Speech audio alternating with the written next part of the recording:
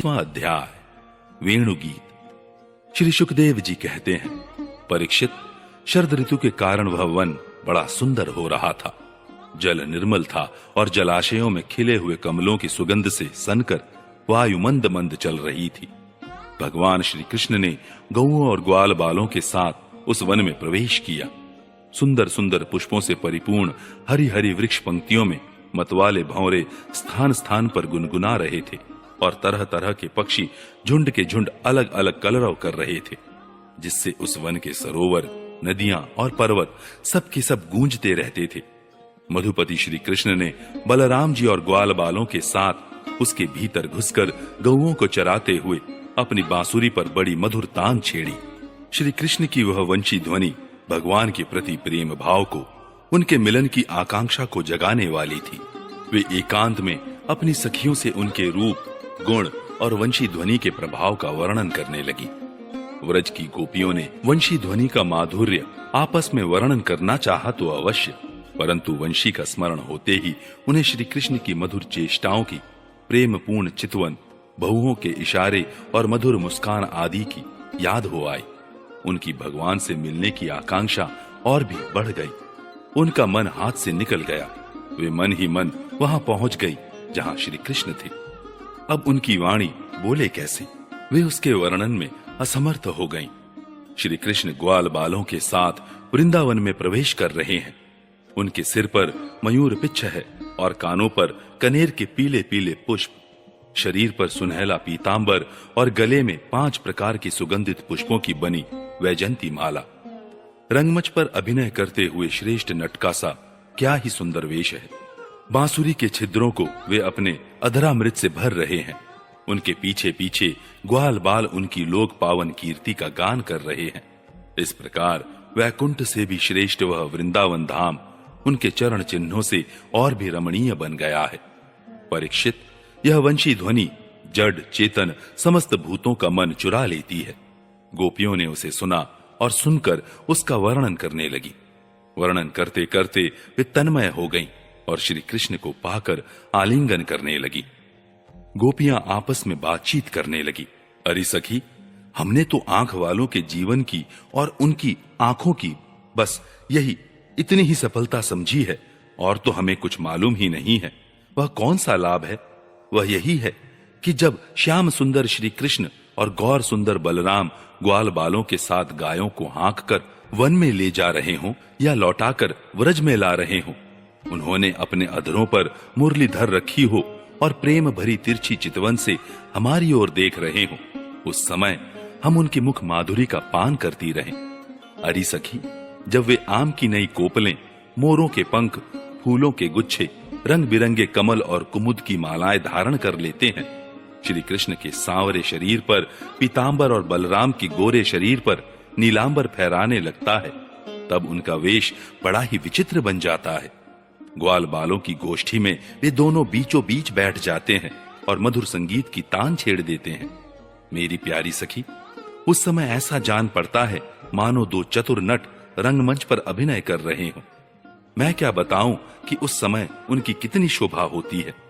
अरी गोपियों, यह वेणु पुरुष जाति का होने पर भी पूर्व जन्म में न जाने ऐसा कौन सा साधन भजन कर चुका है कि हम गोपियों की अपनी संपत्ति दामोदर के अधरों की सुधा स्वयं ही इस प्रकार पिए जा रहा है कि हम लोगों के लिए थोड़ा सा भी रस शेष नहीं रहेगा। इस वेणु को अपने रस से सींचने वाली हृदयिनियां आज कमलों के मिस रोमांचित हो रही हैं और अपने वंश में भगवत प्रेमी संतानों को देखकर श्रेष्ठ पुरुषों के समान वृक्ष भी इसके साथ अपना संबंध जोड़कर आंखों से आनंदाश्रु बहा रहे हैं।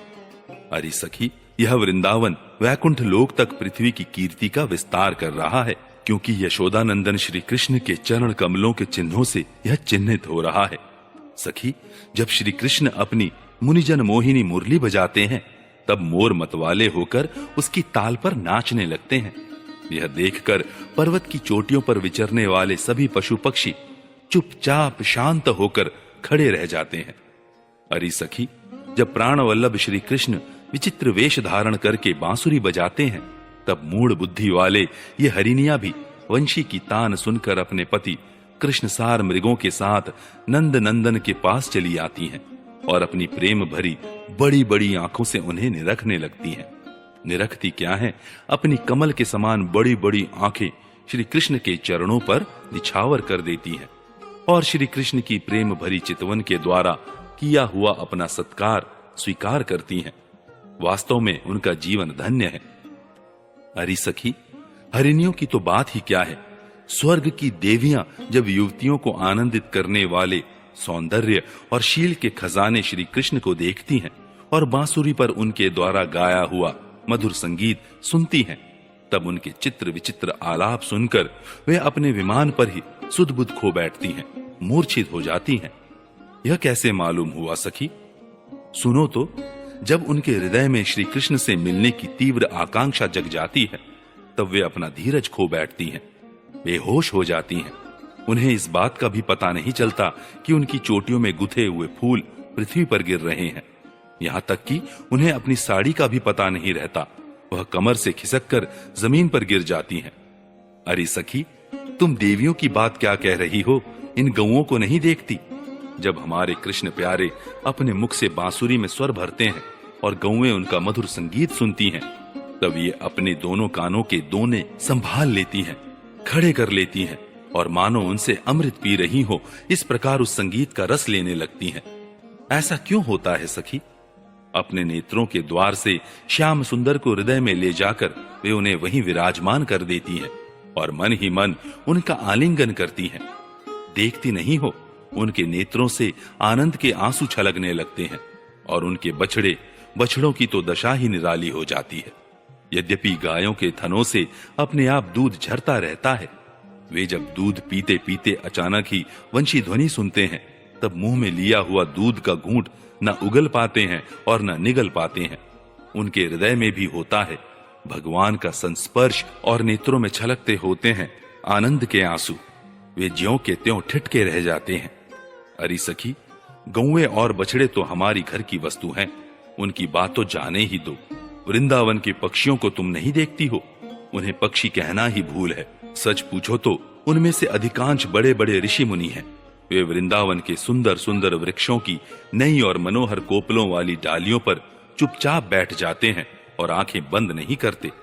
निर्निमेष नयनों से श्री कृष्ण की रूप माधुरी तथा प्यार भरी चितवन देख देख कर निहाल होते रहते हैं तथा कानों से अन्य सब प्रकार के शब्दों को छोड़कर केवल उन्हीं की मोहनी वाणी और वंशी का त्रिभुवन मोहन संगीत सुनते रहते हैं। मेरी प्यारी सखी, उनका जीवन कितना धन्य है। अरे सखी, देवता, गौएं और पक्षियों की बात क्यों करती हो? वे तो चेतन हैं। इन जड़ नदियों को नहीं देखती?